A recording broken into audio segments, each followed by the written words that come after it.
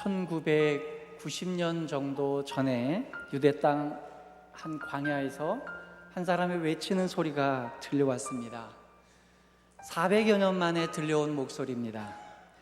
하나님의 말씀이 단 한마디도 울리지 않은 지가 400년이 지났습니다. 하나님의 선지자가 단 한 명도 나타나지 않은 지도 400여 년이 지났습니다. 하나님께로부터 위로는커녕 진노조차도 임하지 않은 지가 400년이 지났습니다. 이렇게 하나님께로부터 잊혀진 바 된 것처럼 여겨진 세월이 400여 년이었습니다. 이와 같이 이 공동체는 영적인 어두움 속에 긴 세월들을 보내고 있었습니다. 하나님의 말씀과 하나님의 뜻이 무엇인지 모르는 막막함 가운데서 그들은 밤을 보내고 있었습니다. 밤이 너무 지속되자 희망마저 사라져가는 것 같이 느껴졌습니다.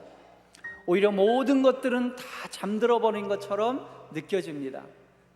차라리 밤이라도 잠들었으면 새벽이 올 텐데 유일하게 잠들지 않은 것이 밤이었던 것 같습니다. 밤은 언제든지 깨어서 그 밤을 지속시키고 있었습니다.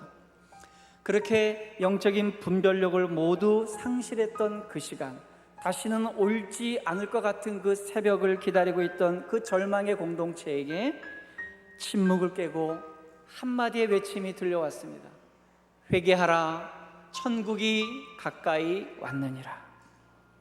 그 말씀이 바로 그들이 그렇게 오랫도록 기다렸던 하나님께서 말씀하신 공식적인 첫 메시지였습니다.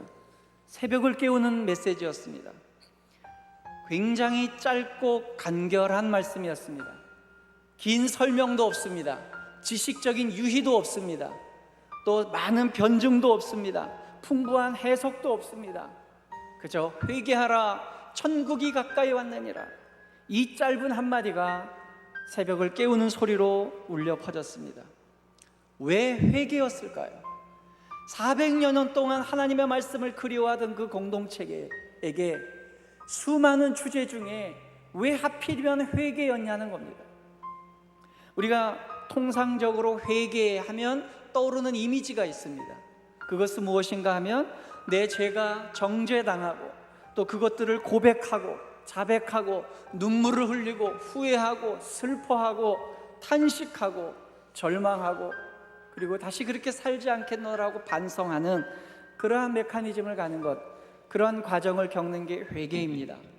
과연 그것을 원하셨을까? 그것이 회개의 많은 부분을 포함하고 있는 건 사실이지만 오늘 혹시 하나님께서 400년 만에 외치신 이 메시지 회개 속에 우리가 놓치고 있는 주님의 마음은 있는 것은 아닐까? 그래서 저는 제가 감히 설 수 없는 이 강단에서 공식적으로 첫 설교하게 되는 이 시간, 세례 요한이 첫 번에 했던 설교를 저는 같이 여러분들하고 묵상해 볼까 합니다. 저는 회개를 통해서 몇 가지의 우리가 고민해야 될 주제가 있다고 생각합니다. 첫 번째는 뭐냐? 회개는 외쳐야 될 사명인가 아니면 듣고 순종해야 될 말씀인가, 이런 주제입니다. 우리가 제일 먼저 질문해 볼 것은 이겁니다. 회개는 외쳐야 될 메시지인가 아니면 순종해야 될 말씀일까? 이게 무슨 얘기냐? 회개하라, 이 말은 남에게 가서 그렇게 외쳐라 라고 주신 말씀이냐 아니면 그것은 나들으라고 하신 말씀이냐, 이것을 먼저 고민해 보자는 거예요. 이 답은 너무 명백하게 본문에 나와 있습니다. 만약에 이 회개하라를 누군가에게 해야 된다는 말씀이었다면 성경은 이렇게 써져 있어야 됩니다. 너희는 회개를 외쳐라, 천국이 가까이 왔느니라.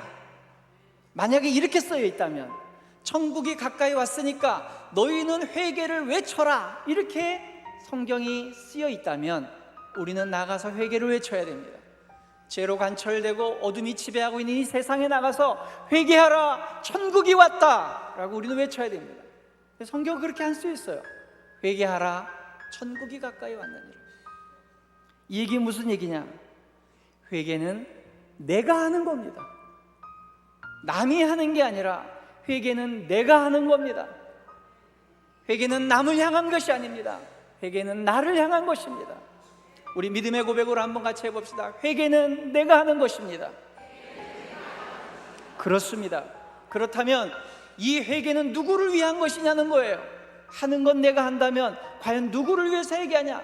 내가 반성하고 내가 회개하면 상대방이 좋아지고 아니면 하나님이 좋아지냐? 아닙니다. 회개는 하나님을 위해서 하는 것도 아니고, 회개는 다른 사람을 위해서 하는 것도 아니고, 회개는 내 원수를 향해 하는 것도 아닙니다. 회개는 나를 위해 하는 겁니다. 한 번 더 고백해 봅시다. 회개는 나를 위해 하는 것이다. 아멘. 그렇습니다. 회개는 내가 하는 것이요, 나를 위해 하는 것입니다.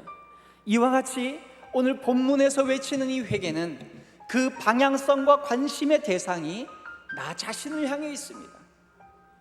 그러므로 회개의 기회를 얻는 자가 복된 것이고, 그 회개의 주인공이 되는 것이 기쁜 일인 것입니다.